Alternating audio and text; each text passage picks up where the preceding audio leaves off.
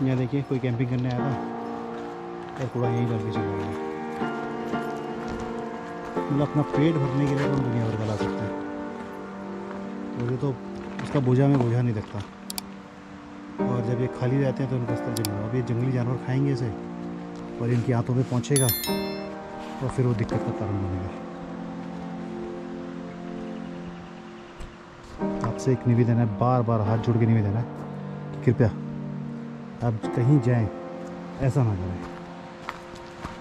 ये बहुत अच्छी बात नहीं है।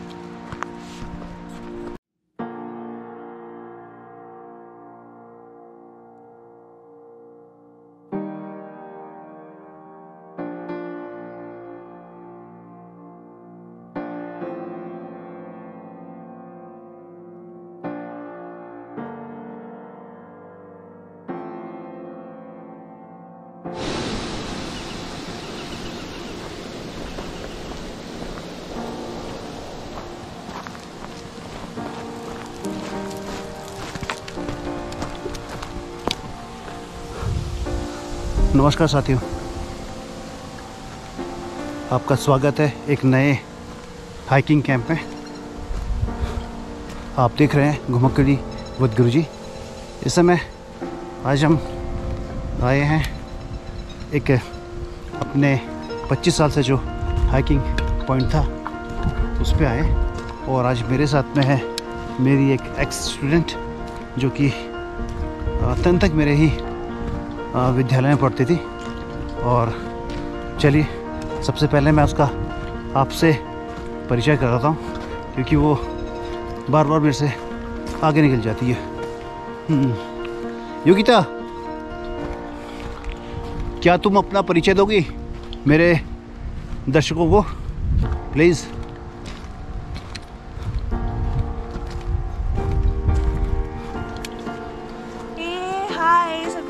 मेरा नाम योगिता थापा है और मैं आज सर को साथ में 1 डे हाइकिंग कैंप में आई छूँ। और उससे तो मैं सर को साथ में आंदे रख छूँ, पर आज हम दुटे आए छूँ सिर्फ एक्सप्लोर करने का लगी। और मैं BSc OTT करी रहा छूँ। योगिता, तुमने मेरे ख्याल से आप 8-10 कैंप तो तुम अटेंड कर चुकी हो, है ना? तो क्या सीखा तुमने इस कैंप में? क्या मतलब एक, अगर तुम्हें कहा कि एक लाइन में बताओ तो तुम क्या बताओगी? क्या सीखा? मैंने सीखा कि मतलब लाइफ अपनो लाइफ जीने को लाइफ होना, लाइफ नेचर को काम, मतलब नेचर लाई काम आना। हमी जस्तो कूड़ा फेकेर जान्छौँ यता आन्छौँ, पर मतलब जति पनि पर्यटकहरू आन्छ कूडाहरू फेकेर जान्छ, बट कोही सोच्दैन कि को साफ गर्न होला यो चीज़ तो आएगा। साथियों, जैसा कि आपने सुना होगा, मेरे ख्याल से आप गोरखाली, मैं तो बहुत अच्छी तरह समझ लेता हूँ। कहने का मतलब ये है कि जो हमारा टैगलाइन है पॉलीथीन हटाओ हिमालय बचाओ, और इसी अभियान को लेकर हम बार बार देश के अपने राज्य उत्तरांचल के और विभिन्न धार्मिक स्थलों और पर्यटन स्थलों पर कैंपिंग कर रहे हैं, और वहाँ से लोगों को जागृत कर रहे हैं कि अगर हिमालय को हमें बचाना होगा, हिमालय की वन संपदा जीव जंतुओं को हमें बचाना होगा, तो हमें हर हालत में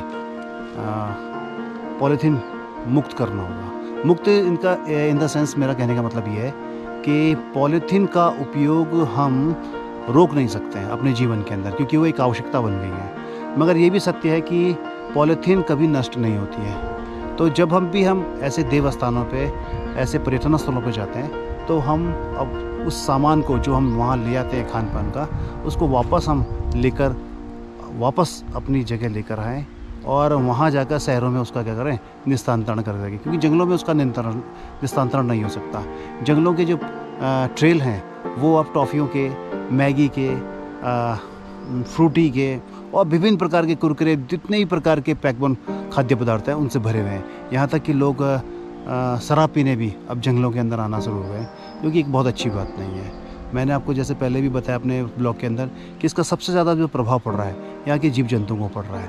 जब ये जीव जंतु उस प्लास्टिक को खा लेते हैं, क्योंकि उसमें बहुत सारा नमक या बहुत सारी चीज़ें लगी होती हैं, और उस स्वाद में उसे खा लेते हैं, और वो उनके हाथों में जाके फंस जाता है।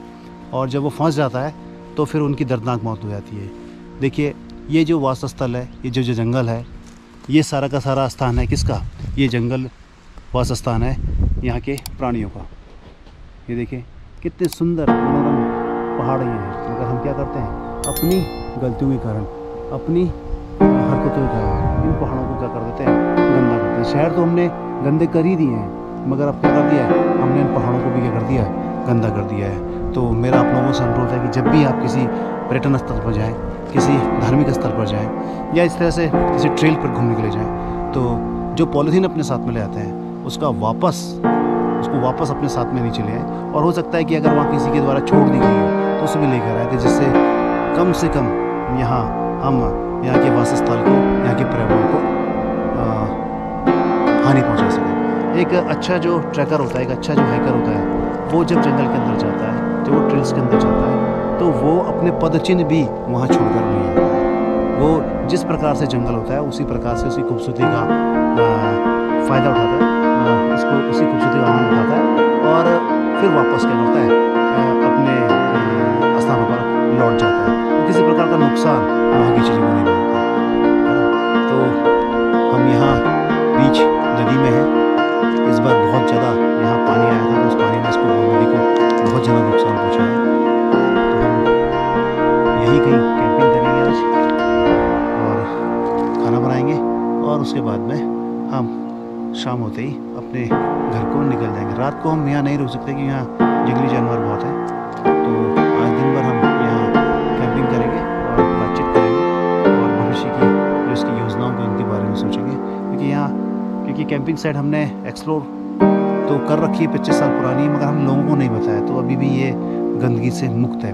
जो बहुत अच्छे हाइकर्स हैं वो मेरे पर्सनल नंबर पर इस स्थान का नाम पूछ सकते हैं। बहुत अच्छा पानी है, स्वच्छ पानी है यहाँ, स्वच्छ वातावरण है। मगर आपसे केवल अनुरोध है कि आप केवल यहाँ गंदगी ना मचाएं। अगर आप यहाँ आना चाहते हैं, यहाँ की खूबसूरती का आनंद लेना चाहते हैं अपने परिवार के साथ, अपने दोस्तों के साथ में, तो मेरे व्हाट्सएप नंबर पे आप पूछ सकते हैं। क्योंकि मैं अपने यूट्यूब चैनल के द्वारा इन चीज़ों का, इन स्थानों का एक्सप्लोर नहीं करता हूँ। इसलिए नहीं करता हूँ क्योंकि लोग क्या करते हैं, यहाँ आना शुरू हो जाएंगे और फिर वैसे ही गंदगी मचा देंगे जैसे और स्थानों में मचा के।